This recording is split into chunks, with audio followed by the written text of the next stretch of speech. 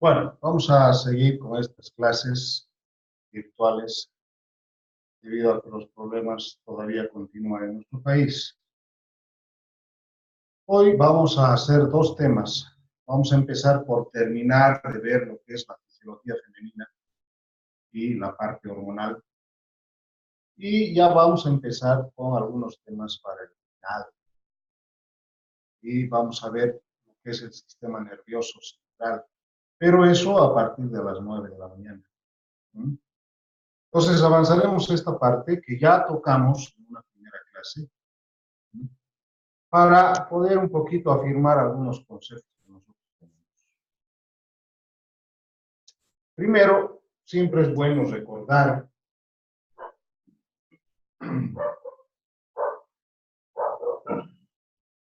lo que es la parte anatómica.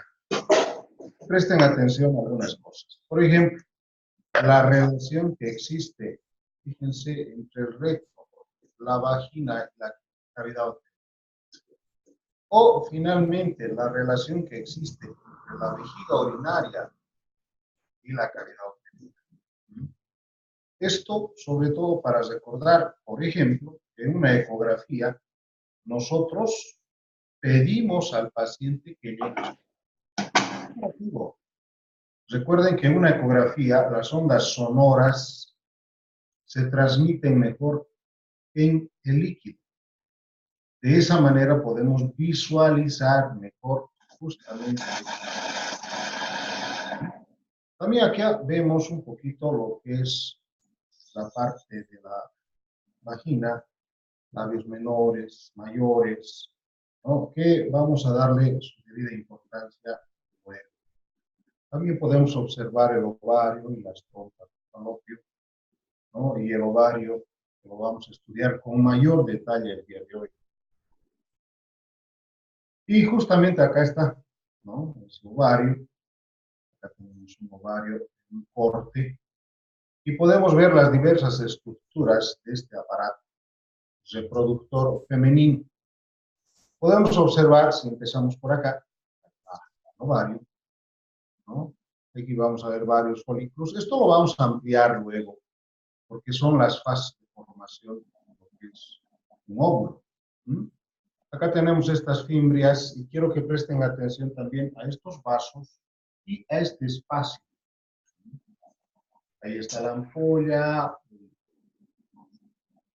las trompas uterinas, finalmente la cavidad uterina, donde debe implantarse. Fecundado. Acá tenemos el cuello uterino, que es importante, y finalmente la vagina, ¿no? Entonces, esto es un recuerdo anatómico de todo este aparato. Bueno, nosotros tenemos que ver la parte hormonal femenina. Vamos a ver que consta de 3 grandes grupos de hormonas. Lo hemos visto. Una primera instancia, una hormona liberadora hipotalámica, y se abrevia de esta manera. En el examen les pueden poner abreviaciones y usted debe conocer esas abreviaciones.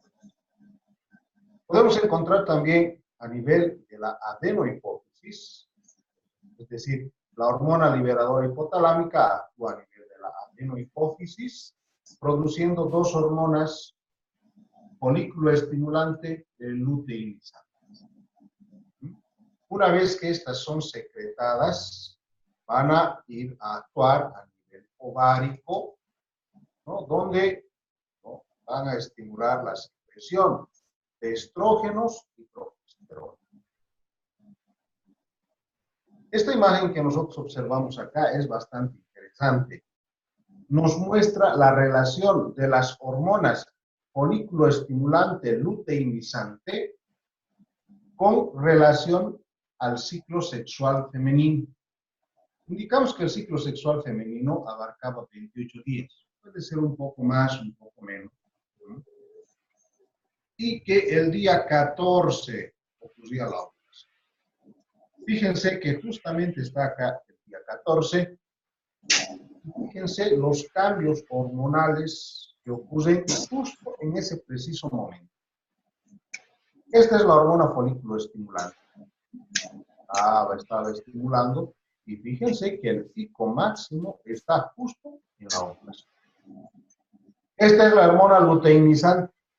Miren, y justamente a ese nivel ocurre este proceso de la ovulación.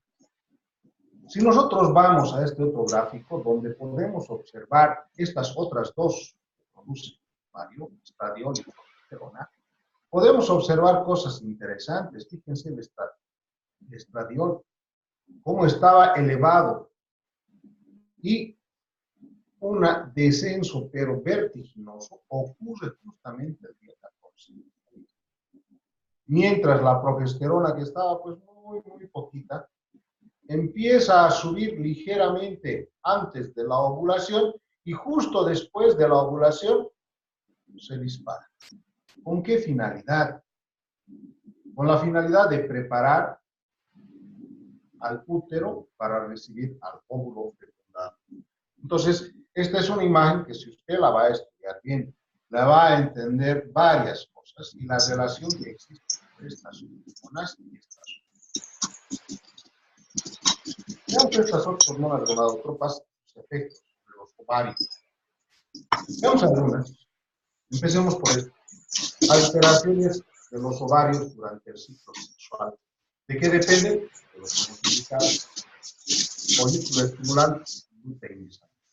Les rogaría, para que no haya muchos problemas con el audio, que apaguen su audio para que no escuchen.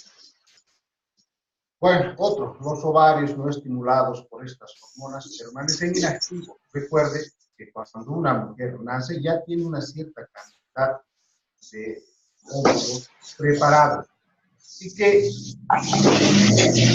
años, etcétera, empieza la secreción de estos óvulos, ¿no? Justamente por el aumento de estas hormonas, que también obviamente están relacionadas con los hormonas. Eso se inicia, es decir, la menstruación se inicia a los 11 o 15 años, dependiendo de la paciente, y a eso denominamos menarquia. Recordar también que estas hormonas luteinizantes, estimulantes, no son nada más que proteínas moleculares de aproximadamente crecimiento del folículo ovárico o fase de folicular del folículo ovárico.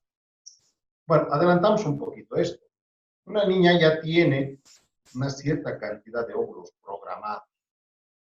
Obviamente durante la niñez no ocurre esa ovulación, ¿no? Y bueno, se secreta, se requiere un factor inhibidor de la maduración del ovocito, que mantiene esto hasta que las hormonas folículo estimulante y luteinizante se secreten en mayor cantidad, haciendo que estos folículos empiecen a crecer. Justamente tenemos acá ese crecimiento. El audio, por favor, apaguen su audio de algunos de ustedes que estoy escuchando. Bueno, acá tenemos. Sigamos estas flechas. Miren. Acá tenemos la zona pelúcida, un folículo preantral, tenemos el antro, la teca, el óvulo ya, las células granulosas, el folículo preovárico y finalmente la ovulación. Y en la ovulación hay que prestar atención a esta corona radial. Una vez que ocurre esto, este cuerpo queda como una cicatriz, se convierte en el cuerpo amarillo y poco a poco se va degradando, ¿no? Esto o este ciclo ocurre cada, siendo el día 14, cuando la niña empieza el proceso. Bueno, solo un folículo madura por completo. Los demás sufren un proceso atrésico. Es decir, cada 28 días,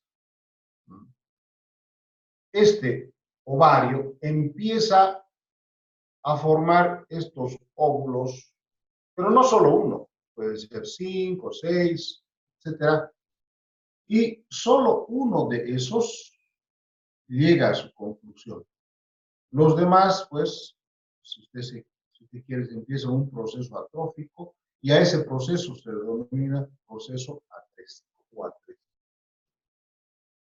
La ovulación, bueno, recuerden, lo hemos ido nombrando cada vez 28 días y a los 14 días de esos 28 días se produce, ¿no?, esa ovulación. Y después, obviamente, la... Bueno, poco tiempo antes de la ovulación, la pared externa de ese folículo un poquito se hincha, se reblandece, formando lo que nosotros conocemos una zona de centro de la cápsula folicular. Esta protuberancia es muy parecida a un pezón y justamente a ese nivel es donde va a salir. En otros 30 minutos más o menos, este líquido folicular comienza a resumar, es decir, comienza a salir del estigma. Unos 2 minutos más tarde, este estigma sufre un proceso de rotura, se rompe, sale ese líquido, ¿no? Y a veces incluso un poquito de sangre también por esa rotura a nivel del ovario, ¿no? Y es ahí en la cual algunas mujeres, debido a esa pequeña irritación peritoneal, pueden sentir que ha ovulado. No todas, obviamente. Hablábamos de la corona radiata, justamente cuando es expulsado esto, el óvulo está rodeado por una masa de varios miles de pequeñas células y a eso denominamos corona radiata. El pico de la hormona luteinizante es necesario para que se produzca, como hemos visto en esa gráfica anterior. Es decir, ¿qué hace todo eso? Hace un crecimiento rápido del folículo, una disminución de la secreción de los estrógenos, ¿no?, y un comienzo de la secreción de progesterona. Entonces, es importante todo eso para el proceso de ovulación. El inicio de la ovulación, en unas pocas horas, se produce dos hechos que son interesantes. Uno, la teca externa, es decir, la cápsula del folículo, comienza a liberar enzimas proteolíticas que van a hacer ¿qué? Van a debilitar la pared, causando ese estigma o esa hinchazón o esa protuberancia. Un segundo paso, que ocurre casi al mismo tiempo, es el crecimiento rápido de nuevos vasos sanguíneos en el interior del folículo, ¿no?, y que empieza a producir o secretar prostaglandinas, ¿no? Bueno, como usted ve, todo está coordinado para el proceso de la ovulación. Acá tenemos una imagen, la figura 81.5, que nos muestra justamente todo ese proceso. Aquí tenemos la hormona luteinizante, hormonas esteroideas folliculares, la progesterona, y fíjense, puede tomar dos vías. Una, que es la vía de las enzimas proteolíticas, que va a ir a la pared folicular debilitada, va a haber una estigma, esto es porque ha habido otros óvulos, ¿no?, pero que no han llegado a término, y esto puede pasar a la tunefacción del folículo. O finalmente, si es que seguimos esto, de la degeneración estigmática, va a llegar a la rotura del folículo y a la evaginación del óvulo. Por otra parte, fíjense, la hiperemia folicular y la secreción de prostaglandina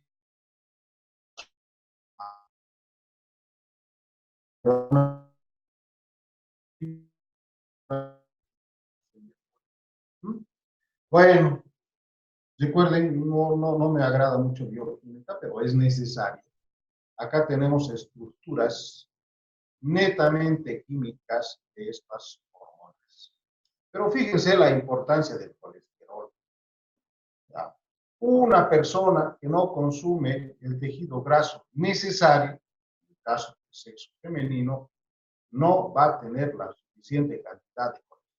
Es decir, en las grandes hambrunas, en personas que llevan una dieta muy estricta, dejan de ovular. ¿Por qué? Porque no tienen la cantidad de colesterol. Tenemos el colesterol, la pregnenolona, la progesterona, y fíjense la relación que existe. Y vamos a ver algo interesante. Testosterona. Y testosterona es una hormona sexual masculina. Sigamos todos. Aquí tenemos la pregnenolona, la 17-alfa dihidropregnenolona, dihidroepiandrosterona, la androstenediona, testosterona. Ahí está la testosterona. La aromatasa, y fíjense como estradiol, y todo esto a nivel hepático, etc. Por este otro lado, que es la progesterona, tenemos a la 17-alfa-hidroprogesterona, la androstenediona, es decir, por los dos pasos, esto o esto, lleva a la androstenediona, testosterona, la androstenediona al estroma, estradiol a nivel hepático. Pero quiero que fijen sobre todo esta parte, ¿no? Cómo uno pensaría que netamente son hormonas sexuales masculinas, pero que tenemos esto. Bájate. Esta imagen nos muestra, ¿no?, la relación de, acá faltaba, la hormona luteinizante, ¿no?, y la folículo estimulante, ¿no? Y acá tenemos LDL, que es la partícula de colesterol. Bueno, entra la partícula de colesterol, acá está el colesterol, ¿no? Pregnenolona, progesterona, andrógeno.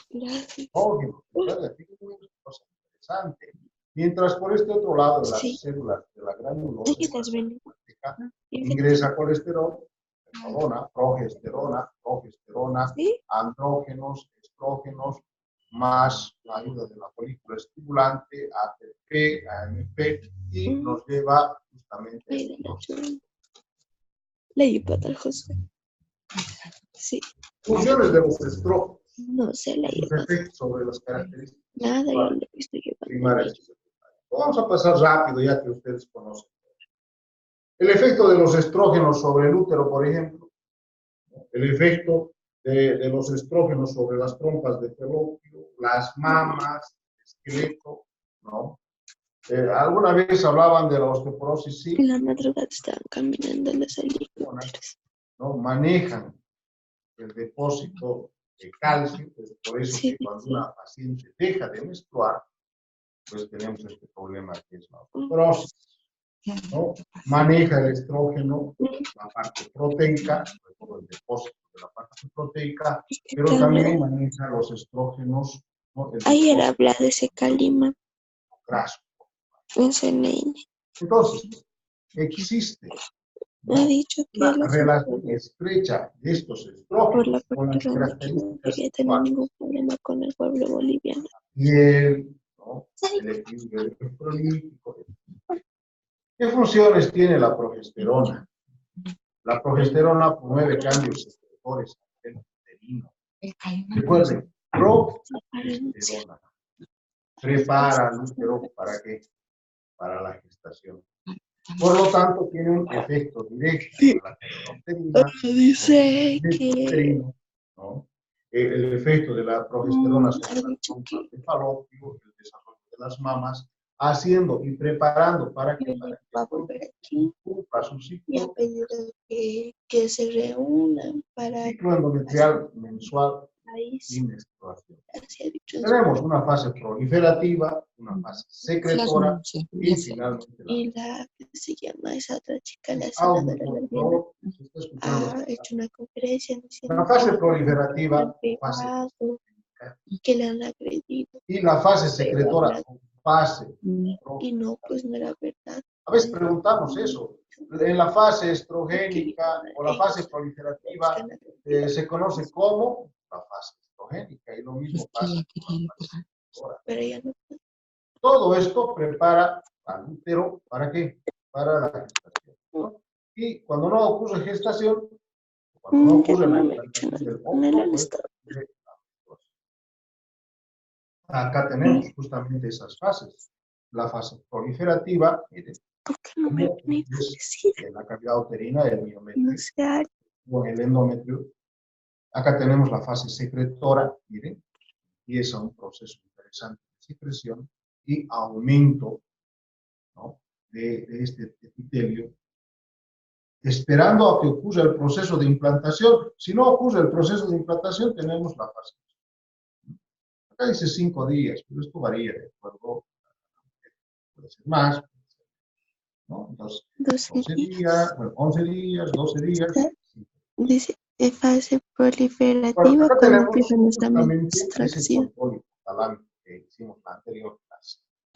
Acá tenemos la parte cerebral hipotalámica, acá tenemos la glándula hipófisis, la adeno en este caso, ¿no?, y la secreción de estas hormonas a nivel de la hipófisis, ionizante, Sí. estimulante, la afección directa sobre los ovarios, ¿no? Y la secreción de estrógenos y progestágenos.